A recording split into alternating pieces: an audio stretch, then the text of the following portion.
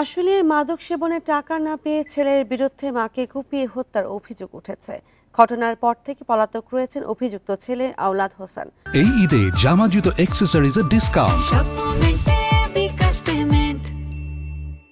সোমবার রাতে আশুলিয়ার শিমুলিয়ার ভাটিয়াকান্দি এলাকায় এই ঘটনা ঘটে।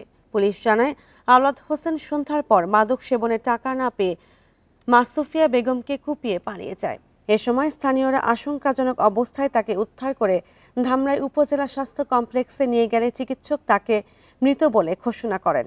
মরদেহ ময়নাতদন্তের জন্য শহীদ সরোয়ার্দী মেডিকেল কলেজ হাসপাতালের মর্গে পাঠিয়েছে পুলিশ।